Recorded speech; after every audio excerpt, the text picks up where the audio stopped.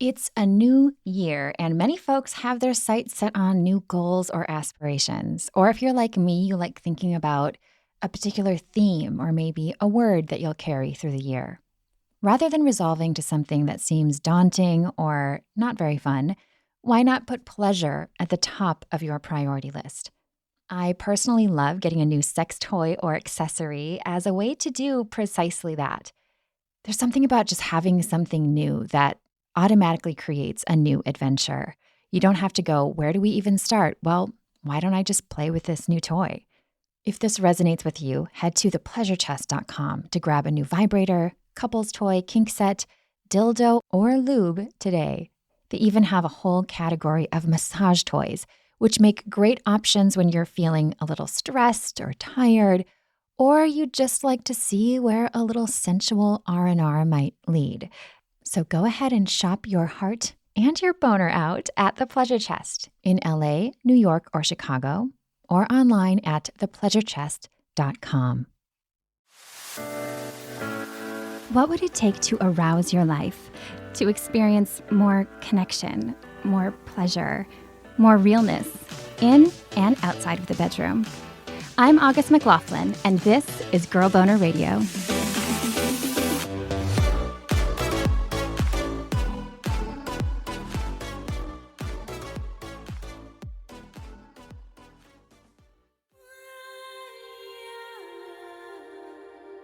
When we think of sex, we always think of sex as orgasm. And we also think of sex as penetration. And it really opened up my definition of what sex can look like and what pleasurable experiences can be that don't involve that at all.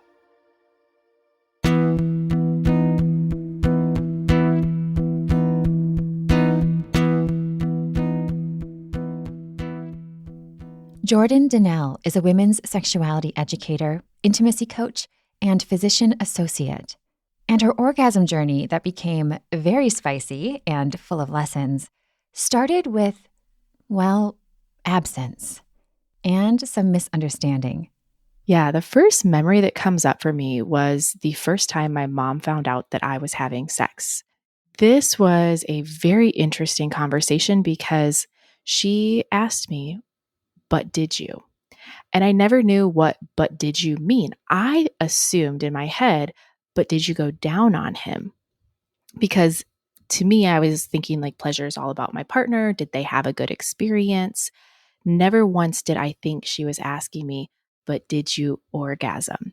And that's what she actually intended to know. Like later on in life, we've had conversations about this, but I never knew about orgasm growing up. And so that never really made sense to me when she asked that. I was about 16. I was in a relationship, but that's not who I actually lost my virginity to. But my mom didn't know that at the time. She assumed that the relationship that I was in was the time that I did actually lose my virginity.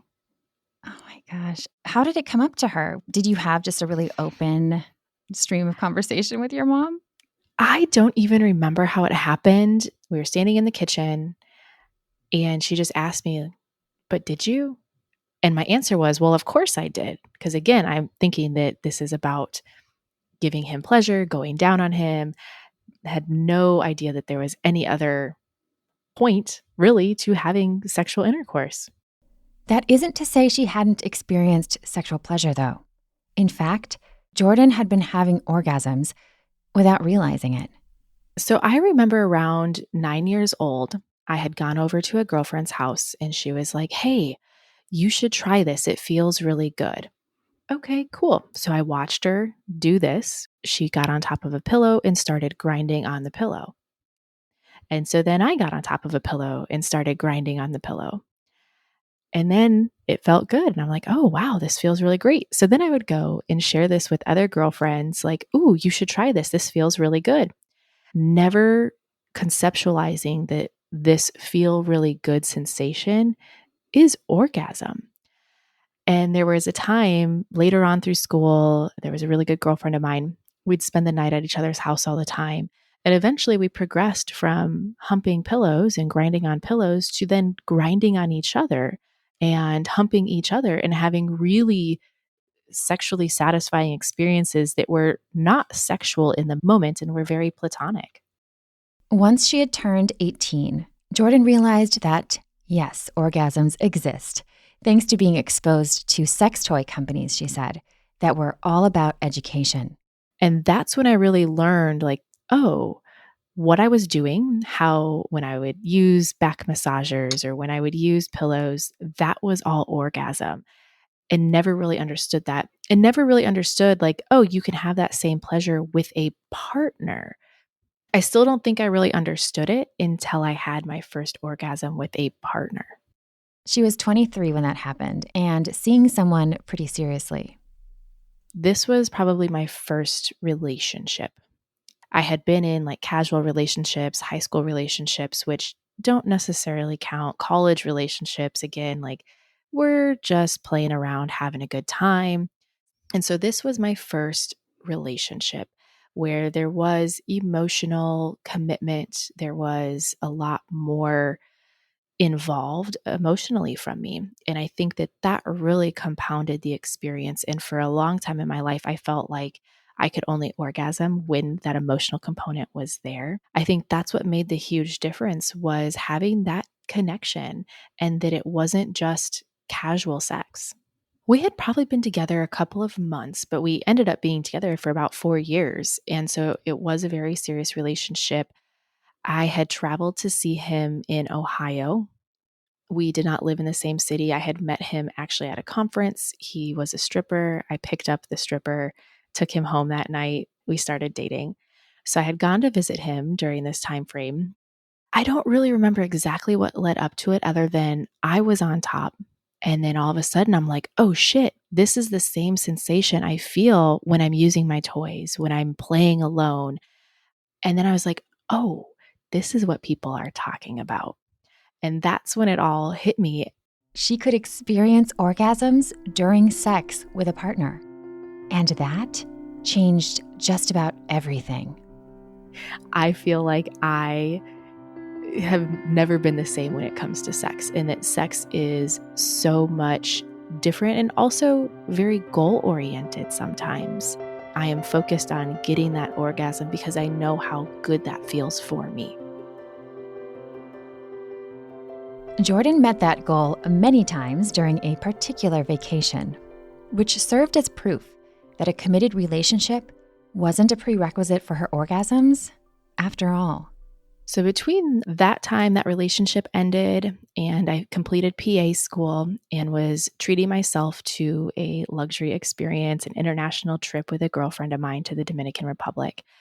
I had never been there before. We were just going for a week to celebrate all of our accomplishments and to have a really good time. That's awesome. Did you have any expectations? It sounds like it turned into a very sexy vacation. Were you anticipating even having sex on this trip? Did you have No. hopes? Yeah, there was no anticipation or expectation of sex. Like it was just a girls' trip, an all-inclusive resort. We are going to hang out. We're going to celebrate. We're going to connect. She was in med school, so I hadn't seen her in like 4 years either. And we were just meeting up in the Dominican for a really good time together. That really good time heated up quickly. When we were in the Dominican, the local people are working at the resorts. And so we had gone to breakfast or lunch, one of the meals, and we met these guys. And we were like, oh, they're kind of cute. They don't really speak any English, which was kind of fun. Like we were communicating in my broken Spanish and their broken English, which is a very interesting way to communicate. They are not supposed to hang out or fraternize with their guests. That's part of their laws or whatever. Somehow we ended up with one of their phone numbers and decided to meet up with them outside of the resort and go to a club with them. We go to the club that night and we're just hanging out. We're having a good time. They're taking care of us. So they take us over to this restaurant. We get some empanadas. They were some of the best empanadas I've ever had at like 3, 4 in the morning. They were so warm. They were, delicious. Then we go to walk down this alley to take us back home. And at the end of the alley, it's blocked off. And I grab my best friend and I tell her, I'm like, this is how it ends. Like all horror movies, this is how it ends. Oh, no. And so we turn around and there they are, and nothing happened. And we proceed to go home. So you have all of this like fear and like, ooh, what's going to happen? We don't really know. Like, we're not trying to be sexual with them at this point. We were just going out and hanging out as friends and having a really good time. So we end up making it back to the hotel that night. And then the next day, we decide to get together again. We go back to the club with them. We're having a good time. They take us to get empanadas again. And then this time, they take us to a hotel. And we decided to name this hotel the Ho Ho Hotel. These guys, you know, the money that they are spending on us in this week is probably their entire month's earnings. So they rent the hotel for us. We go upstairs. We have 2 separate bedrooms. And we're just kind of talking, but we can't really talk because we don't know each other's language. So it's all through body language and listening to the other person's body, the few words that we know, and eventually we have sex.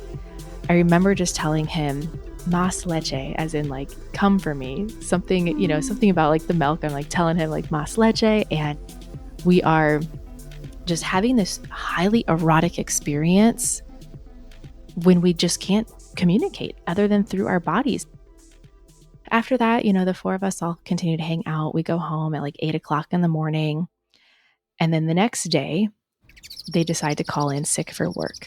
We rent a car and they take us on this amazing experience. They really wanted to show us some of the beautiful places in the Dominican. We had our own personal tour guides and they took us to this cathedral.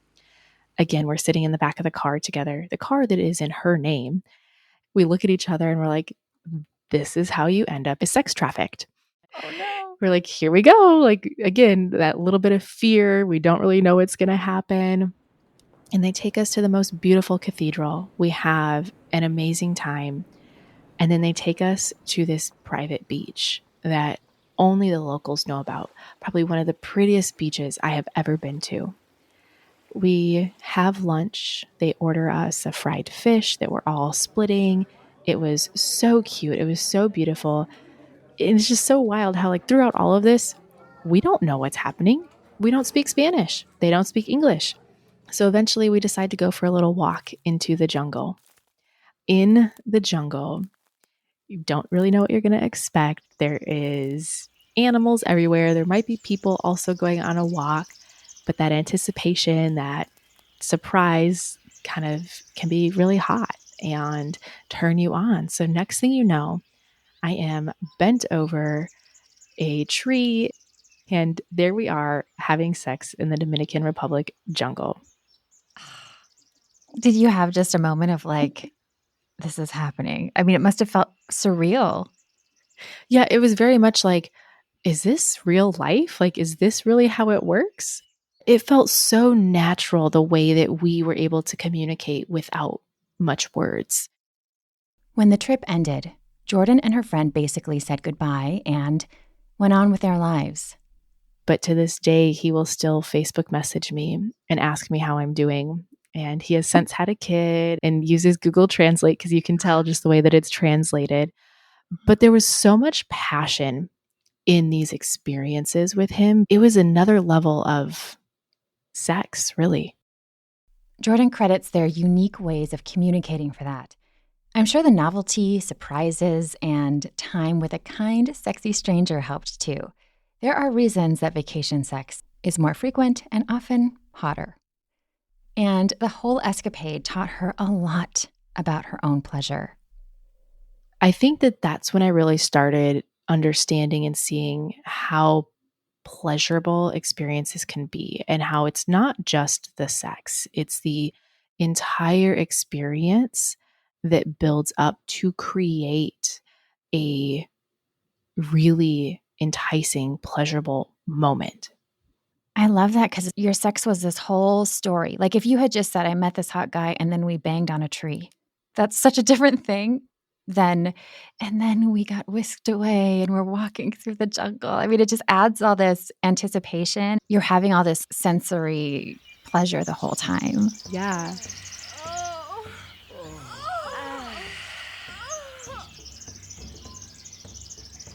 Several years later, Jordan experienced a whole series of orgasmic moments in one fell swoop.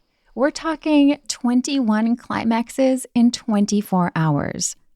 I had met a guy. I don't know if he just has like the right angle, the right curve, or what it is, but man, he is so patient and just let me just keep doing whatever I need to continue coming. And it became a competition to see like how many times I could come. It started like in the evening and then the morning and then the following evening.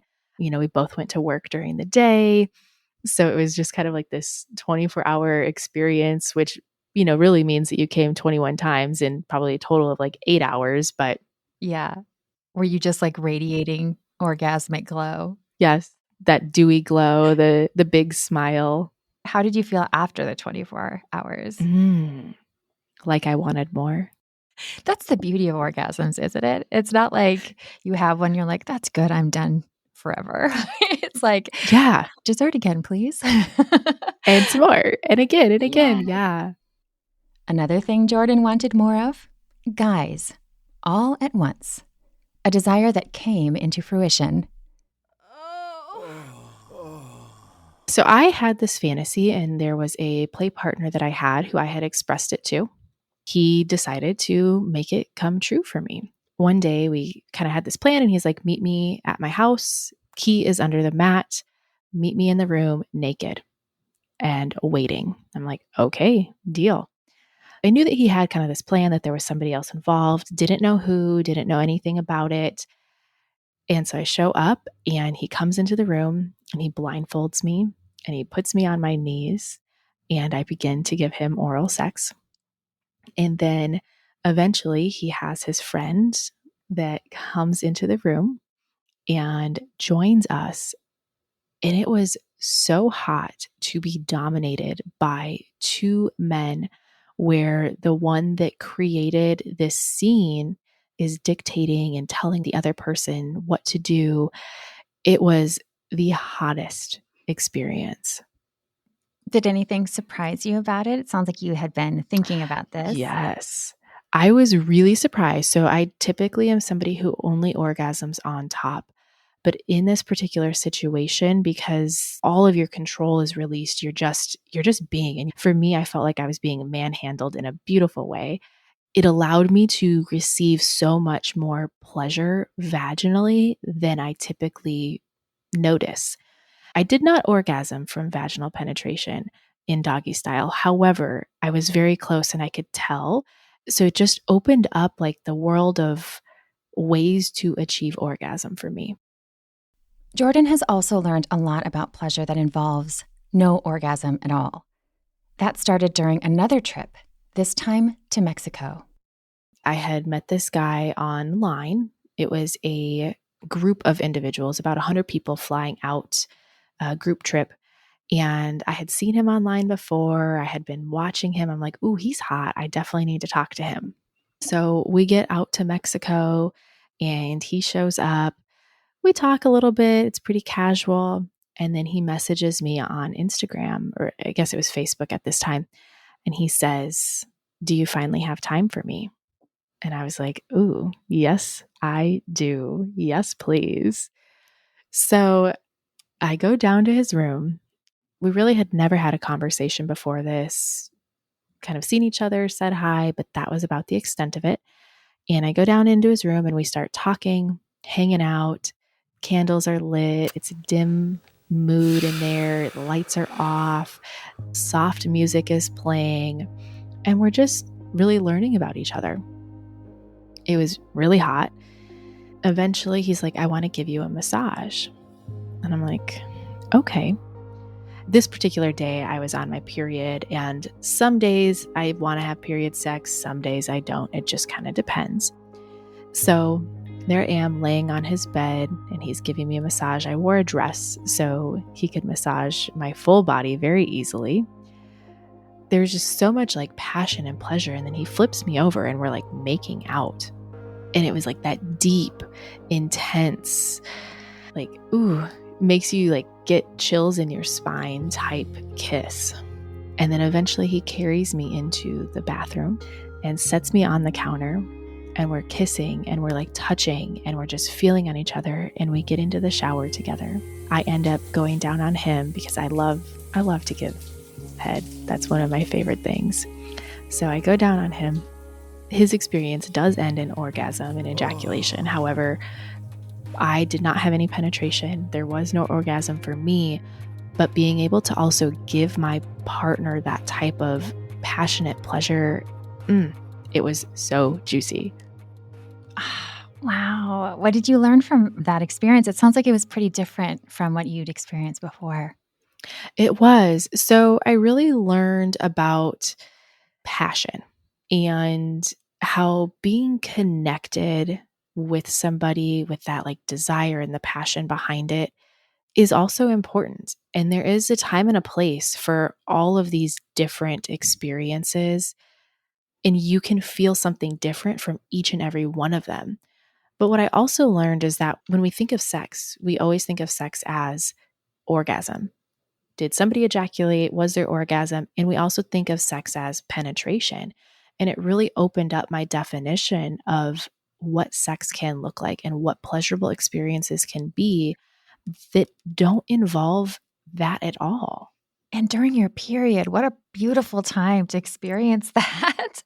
I feel Yes. like that should just be in the period guidebook. Here's one way to feel so much better if you're feeling like crampy or just a little blah. Just, that is really beautiful. And just to be able to receive when you're on your period, I think is a really important thing that sometimes we don't allow ourselves to do because we're like, oh, we don't like the blood. It's messy. It smells. Yes. And if your partner is okay with that, or your partners, it doesn't matter. So getting to the place of allowing ourselves to receive that pleasure, I think is so helpful.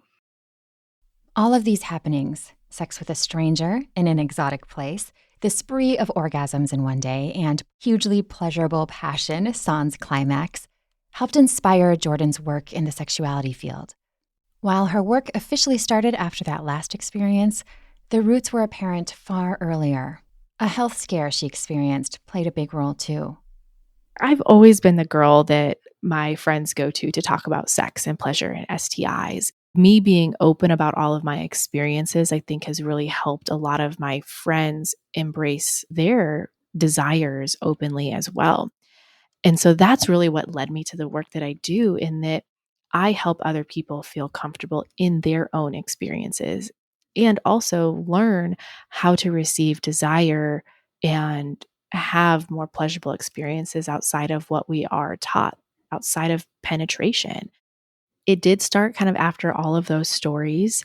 It also started after my own personal experience being tested positive for an STI.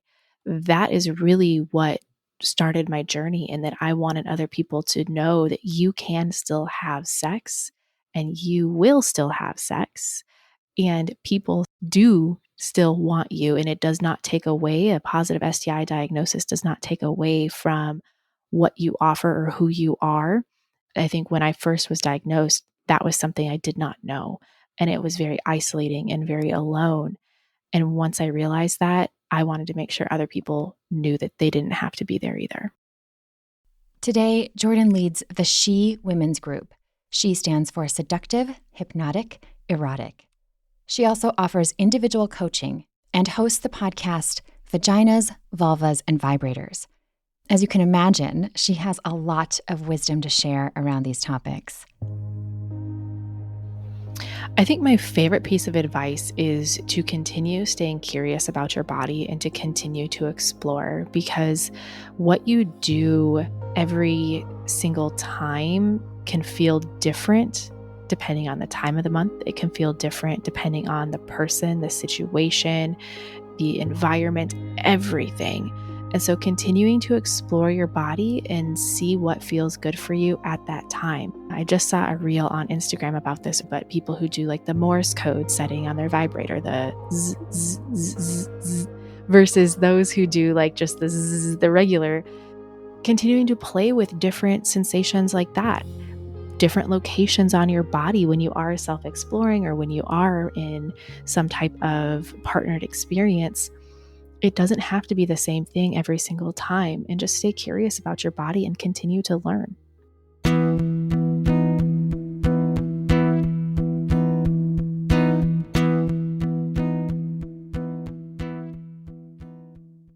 Learn more about Jordan at jordandannelle.com.